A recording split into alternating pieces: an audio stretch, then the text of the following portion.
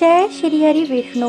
आप सभी का स्वागत है। आप सभी को माघ पूर्णिमा, जिसे माघी पूर्णिमा कहा जाता है, इसकी बहुत बहुत शुभकामनाएं। माघी पूर्णिमा के अवसर पर हम आपके लिए भगवान श्री सत्यनारायण की कथा लेकर आए हैं। अगर आपको कथा कहानी पसंद आती हो तो अपना समर्थन अवश्य दें।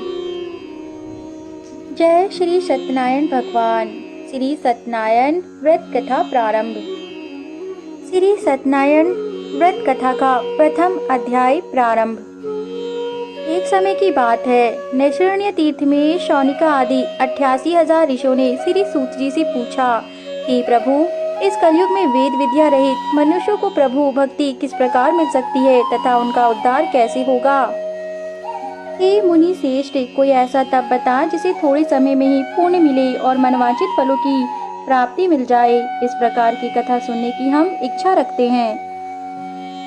सर्व शास्त्रों के ज्ञाता श्री सूत जी बोले, हे वैष्णवों में पूज्य, आप सभी ने प्राणियों के हित की बात पूछी है, इसलिए मैं एक ऐसी श्रेष्ठ व्रत को आप लोगों को बताऊंगा जिसे नारद जी ने लक्ष्मी नारायण जी से पूछा था और लक्ष्मीपति ने मुनि श्रेष्ठ नारद जी से कहा था। आप सब इसे ध्यान से अवश्य सुनिए।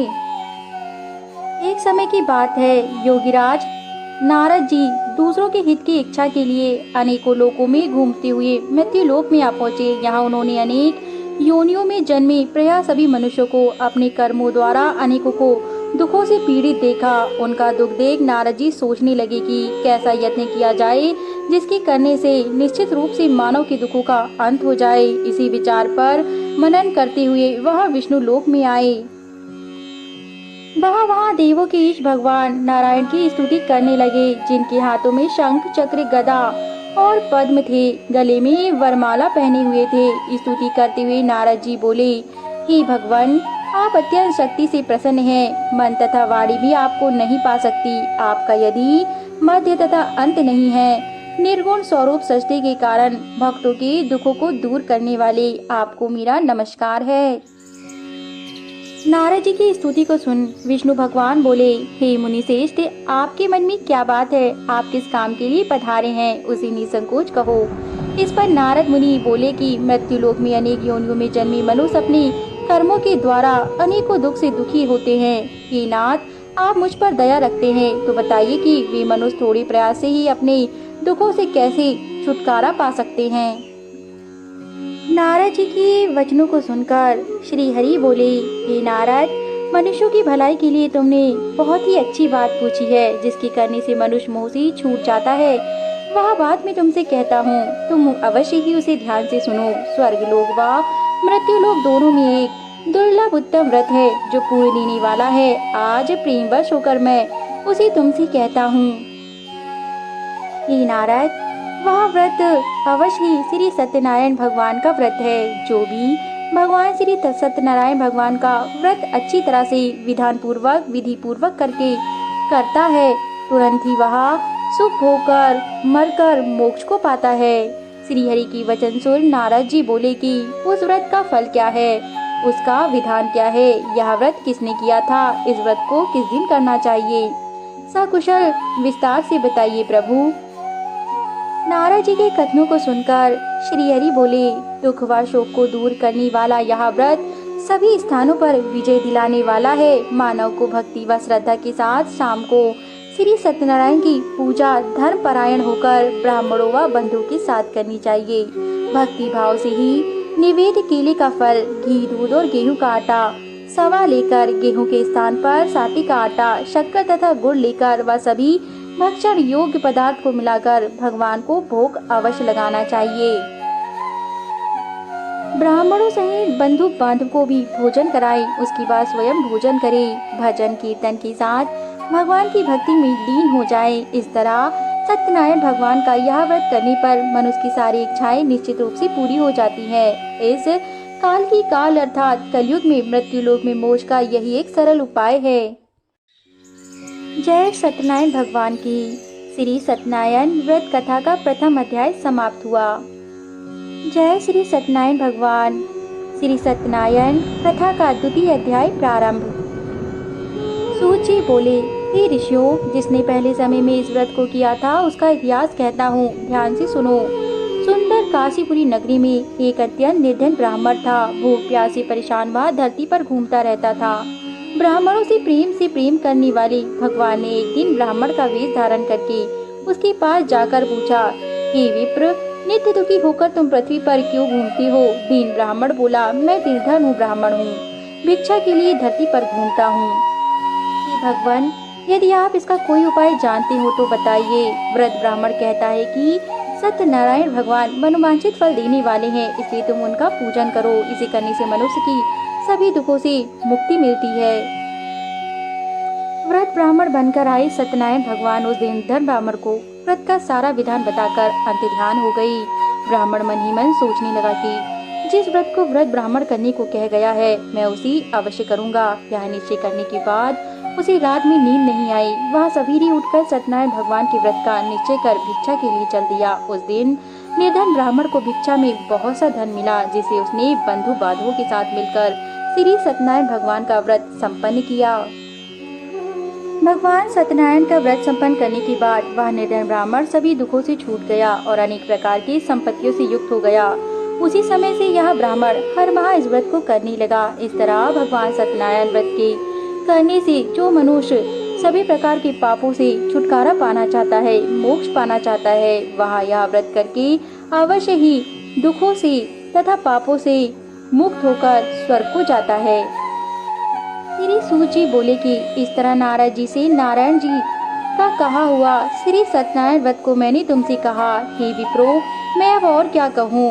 तब ऋषि बोले कि हे मुनिवर, संसार में उस विप्र से सुनकर और किस किसने यह व्रत किया है, हम सब इस बात को जानना चाहते हैं, सुनना चाहते हैं। इसके लिए हमारे मन में श्रद्धा का भाव उत्पन्न हो गया है, इसलिए आप सविस्तार से कहिए। श्री सूत जी बोले कि हे मुनियों, जिसने इस व्रत को किया है वह अवश्य मैं तुम्हें सुनाऊंगा, तुम ध्यान से सुनो। एक समय वही विप्र धन व ऐश्वर्य के अनुसार अपने बंधु बांधवों के साथ इस व्रत को करने को तैयार हुआ। उसी समय एक लकड़ी बेचने वाला बूढ़ा आदमी आया और लकड़ियां बाहर रखकर अंदर ब्राह्मण के घर में गया। प्यास से दुखी वह लकड़हारा उनको व्रत करते देख विप्र को नमस्कार कर पूछने लगा कि आप यहाँ क्या कर रहे हैं तथा इसे करने से क्या फल मिलेगा, कृपा मुझे भी बताइए। तब ब्राह्मण ने कहा कि सब मनोकामनाओं को पूरा करने वाला यह सत्यनारायण भगवान का व्रत है। इनकी कृपा से ही मेरे घर में धन धान आदि की वृद्धि हुई है। विप्र से सत्यनारायण भगवान के बारे में जानकर, व्रत कथा को जानकर लकड़हारा बहुत प्रसन्न हुआ। चरणामृत लेकर वह प्रसाद खाने के बाद वह अपने घर को गया। लकड़हारी ने अपने मन में संकल्प किया कि आज लकड़ी बेचने से जो धन मिलेगा उसी से श्री सत्यनारायण भगवान का उत्तम व्रत करूंगा। मन में इस विचार को ले बूढ़ा आदमी सिर पर लकड़ियां रखकर उस नगर में बेचने को गया जहां धनी लोग ज्यादा रहते हैं। उस नगर में उसे अपनी लकड़ियों का दाम पहले से 4 गुना अधिक मिला। बूढ़ा प्रसन्नता के साथ दाम लेकर केले, शक्कर, घी, दूध, दही और गेहूं का आटा ले और सत्यनारायण भगवान के व्रत की अन्य सामग्रियां लेकर अपने घर आया। वहां उसने अपने बंधु बांधवों को बुलाकर विधि विधान से श्री सत्यनारायण भगवान का पूजन और व्रत किया। इस व्रत के प्रभाव से वह बूढ़ा लकड़हारा धन और पुत्र आदि से युक्त होकर संसार के समस्त सुखों को भोग कर अंत में काल में वैकुंठ धाम को चला गया। जय श्री सत्यनारायण भगवान। श्री सत्यनारायण व्रत कथा का 2वां अध्याय समाप्त। जय श्री सत्यनारायण। श्री सत्यनारायण कथा का 3वां अध्याय प्रारंभ। सूत जी बोले, हे श्रेष्ठ मुनियों, अब आगे की कथा कहता हूँ। पहले समय में उल्कामुख नाम का एक बुद्धि मनुष्य राजा था। वह सत्यवक्ता जितेंद्रिय था। प्रतिदिन देव स्थानों पर जाता और निर्धनों को धन देकर उनके कष्ट दूर करता था। उसकी पत्नी कमल के समान मुख वाली तथा सती साध्वी थी। भद्रशिला नदी के तट पर उन दोनों ने श्री सत्यनारायण भगवान का व्रत किया। उसी समय साधु नाम का एक वैश्य आया। उसके पास व्यापार करने के लिए बहुत सा धन भी था। राजा को व्रत करते देखकर वह नियम के साथ पूछने लगा, हे राजन, भक्ति भाव से पूर्ण होकर आप यहाँ क्या कर रहे हैं? मैं सुनने की इच्छा रखता हूँ, तो आप मुझे कृपा कर बताइए। तब राजा बोला, हे साधु, अपने बंधु बांधवों के साथ पुत्र आदि की प्राप्ति के लिए एक महाशक्तिमान श्री सत्यनारायण भगवान का व्रत व पूजन कर रहा हूँ। राजा की वचन सुन साधु आदर से बोला, हे राजन, मुझे इस व्रत का सारा विधान कहिए। आपकी कथा अनुसार मैं भी इस व्रत को करूँगा। मेरी भी संतान नहीं है और इस व्रत को करने से निश्चित रूप से मुझे संतान की प्राप्ति होगी। राजा से व्रत का सारा विधान सुन व्यापार से निर्वत हो वह अपने घर को गया। साधु वैश्य ने अपनी पत्नी को संतान देने वाले इस व्रत का वर्णन कह सुनाया और कहा कि जब मेरी संतान होगी तब मैं इस व्रत को करूंगा। साधु ने इस तरह के वचन अपनी पत्नी लीलावती से कहे। एक दिन लीलावती पति के साथ आनंदित हो संसारिक धर्म में प्रवृत्त होकर सत्यनारायण भगवान की कृपा से गर्भवती हो गई। 10वें महीने में उसके गर्भ से एक सुंदर कन्या ने जन्म लिया। तीनों दिन वह ऐसे बढ़ने लगी कि शुक्ल पक्ष का चंद्रमा बढ़ता है। माता पिता ने अपनी कन्या का नाम कलावती रखा। एक दिन लीलावती ने मीठे शब्दों में अपने पति को याद दिलाया कि आपने सत्यनारायण भगवान के जिस व्रत को करने का संकल्प किया है उसे करने का समय आ गया है। आप इस व्रत को करिए। तब साधु बोला कि हे प्रिय, इस व्रत को मैं अपनी कन्या के विवाह पर करूंगा। इस प्रकार अपनी पत्नी को आश्वासन देकर वह नगर को चल दिया। कलावती पिता के घर में रहकर दिनों दिन बड़ी होने लगी। साधु ने एक बार नगर में अपनी कन्या को सखियों के साथ देखा तो उसे अनुमान हो गया कि उसकी कन्या अब विवाह के योग हो चुकी है। इसलिए उसने तुरंत ही दूत को बुलाया और कहा कि मेरी कन्या के योग वर देखकर आओ। साधु की बात सुनकर दूत कंचन नगर में पहुंचा। वहां देखभाल कर लड़की के सुयोग वणिक पुत्र को ले आया। सुयोग लड़के को देख साधु ने बंधु बांधवों को बुलाकर अपनी पुत्री का विवाह कर दिया। लेकिन दुर्भाग्य की बात यह है कि साधु ने अभी भी श्री सत्यनारायण भगवान का व्रत नहीं किया था।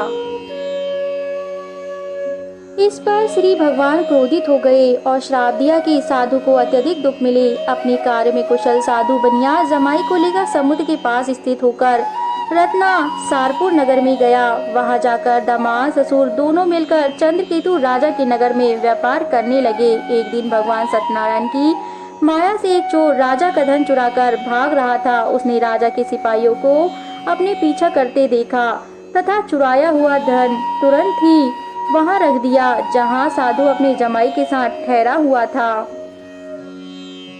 राजा के सिपाहियों ने साधु वैश्य के पास राजा का धन पड़ा देखा तो वह ससुर जमाई दोनों को बांधकर प्रसन्नता से राजा के पास लेकर गए और कहा कि इन दोनों चोरों ने बहुत सा धन चुराया है तथा हमने इन्हें पकड़ लाए हैं। अब आप आगे की कार्यवाही की आज्ञा दे। राजा की आज्ञा से उन दोनों को कठिन कारावास में डाल दिया गया और उनका सारा धन भी उनसे छीन लिया गया। श्री सत्यनारायण भगवान के श्राप से साधु की पत्नी भी बहुत दुखी हुई। घर में जो धन रखा था उसे चोर चुरा ले गए। शारीरिक तथा मानसिक पीड़ा व भूख प्यास से अति दुखी हो अन्न की चिंता में कलावती एक ब्राह्मण के घर गई। वहां उसने श्री सत्यनारायण भगवान का व्रत होती देखा, फिर कथा भी सुनी। वह प्रसाद ग्रहण कर रात को घर वापस आई। माता ने कलावती से पूछा कि हे पुत्री, अब तक तुम कहाँ थी तथा क्या कर रही थी और तुम इतनी चिंता में क्यों हो? तेरे मन में क्या है?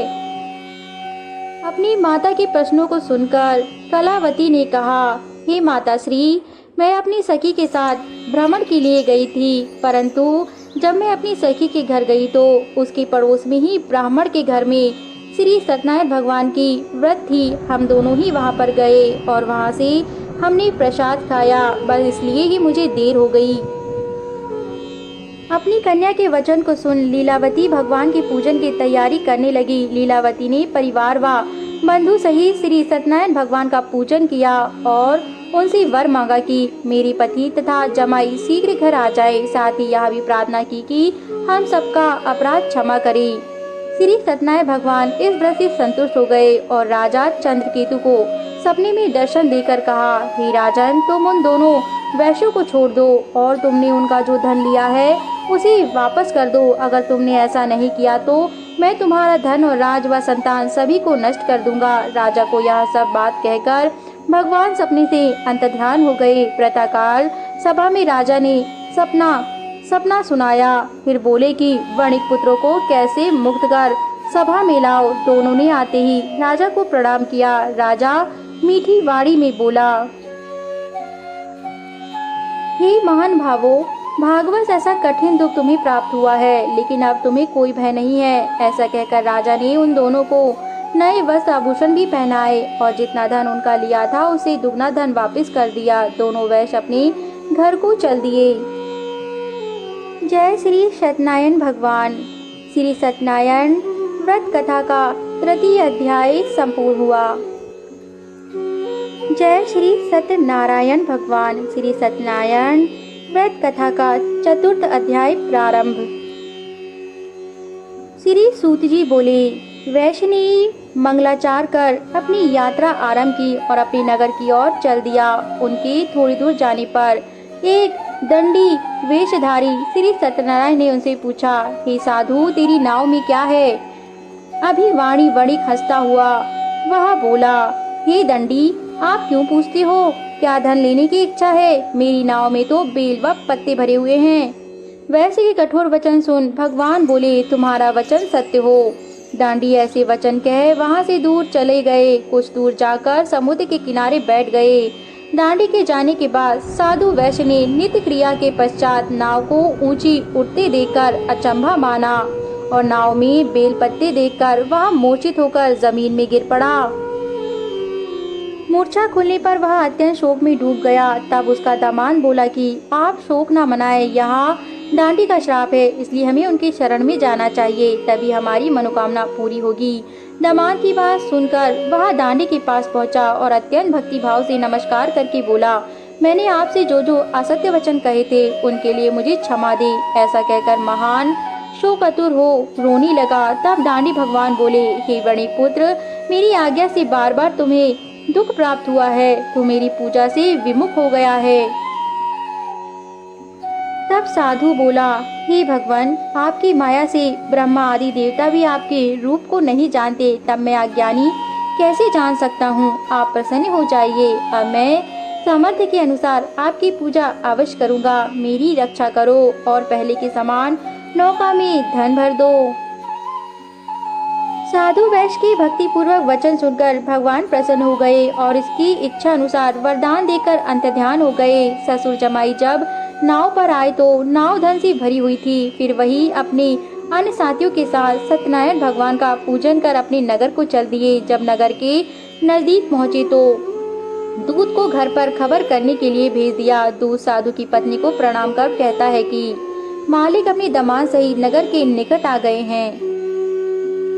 दूत की बात सुन साधु की पत्नी लीलावती ने बड़े हर्ष के साथ श्री सत्यनारायण भगवान का पूजन कर अपनी पुत्री कलावती से कहा कि मैं अपने पति के दर्शन को चाहती हूँ, तू कार्य पूर्ण कर शीघ्र आ जाना।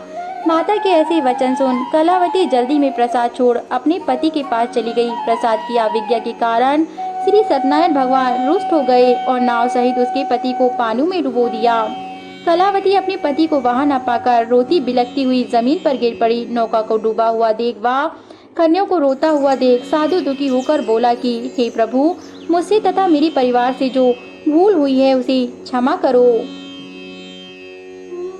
साधु के दीन वचन सुनकर श्री सत्यनारायण भगवान प्रसन्न हो गए और आकाशवाणी हुई, हे साधु, तेरी कन्या मेरे प्रसाद को छोड़कर आई है, इसलिए उसका पति आदर्श हो गया है। यदि वह घर जाकर प्रसाद खाकर लौटती है तो इसे इसका पति अवश्य मिलेगा। ऐसी आकाशवाणी सुन कलावती घर पहुंचकर प्रसाद ग्रहण करती है। फिर आकर अपने पति के दर्शन करती है। उसके बाद साधु अपने बंधु बांधवों सहित श्री सत्यनारायण भगवान का विधि विधान से पूजन करते हैं तथा इस लोक में सुख भोग कर वह अंत में स्वर्ग को जाते हैं। जय श्री सत्यनारायण भगवान। श्री सत्यनारायण व्रत कथा का चतुर्थ अध्याय संपूर्ण हुआ। जय श्री सत्यनारायण भगवान। श्री सत्यनारायण व्रत कथा का पंचम अध्याय प्रारंभ। सूत जी बोले कि हे ऋषियों, मैं और भी एक कथा सुनाता हूँ, उसे भी ध्यान पूर्वक सुनो। प्रजापालन में लीन तुंगध्वज नाम का एक राजा था। उसने भी भगवान का प्रसाद त्याग कर बहुत ही दुख सहन किया। एक बार वन में जाकर वन पशुओं को मारकर वहाँ बड़ के पेड़ के नीचे बैठ गया। वहाँ उसने एक ग्वाले को भक्ति भाव से अपने बंधु सहित सत्यनारायण भगवान का पूजन करते देखा। अभिमानवश राजा ने उन्हें देखकर भी पूजा स्थान में नहीं गया और न ही उसने भगवान को नमस्कार किया। ग्वालों ने राजा को प्रसाद दिया, लेकिन उसने वह प्रसाद नहीं खाया और प्रसाद को वहीं छोड़कर वह अपने नगर को चल दिया। जब वह नगर में पहुंचा तो वहां सब कुछ तहस-नहस हुआ पड़ा था। वह शीघ्र ही समझ गया कि यह सब भगवान ने ही किया है। वह दोबारा ग्वाले के पास पहुंचा और विधि पूर्वक पूजा करके प्रसाद खाया तो श्री सत्यनारायण भगवान की कृपा से सब कुछ पहले जैसा हो गया। दीर्घकाल तक सुख भोगने के बाद मरणों उपरांत उसे स्वर्गलोक की प्राप्ति हुई। जो मनुष्य परम दुर्लभ इस व्रत को करेगा तो भगवान श्री सत्यनारायण की अनुकंपा से उसे धन धान की प्राप्ति होगी। निर्धन धनी हो जाता है और भयमुक्त होकर जीवन जीता है। संतानहीन मनुष्य को संतान सुख मिलता है और सारे मनोरथ पूर्ण करने पर मानव अंतकाल में वैकुंठ धाम को जाता है। श्री सूत जी बोले, जिन्होंने पहले इस व्रत को किया है अब उनके दूसरे जन्म की कथा कहता हूँ, तुम अवश्य ध्यान से सुनना। व्रत संतानंद ब्राह्मण ने सुदामा का जन्म लेकर मोक्ष की प्राप्ति की। लकड़हारे ने अगले जन्म में निषाद बनकर मोक्ष को प्राप्त किया। कुल का मुख नाम का राजा दशरथ होकर वैकुंठ को गए। साधु नाम के वैश्य ने मूर्ध्वज बनकर अपने पुत्र को आरी से चीरकर मोक्ष को प्राप्त किया। महाराज तुंगध्वज ने स्वयंभू होकर भगवान में भक्ति युक्त हो कर्म कर मोक्ष को पाया। श्री सत्यनारायण भगवान। श्री सत्यनारायण व्रत कथा का 5वां अध्याय संपूर्ण हुआ। हमारी द्वारा प्रस्तुत की गई धार्मिक कथा कहानियाँ अगर आपको पसंद आती हो तो हमारे YouTube चैनल को जरूर सब्सक्राइब करें ताकि हम ऐसे ही सर्वश्रेष्ठ उच्च कोटि की कथाएं लाते रहें। धन्यवाद।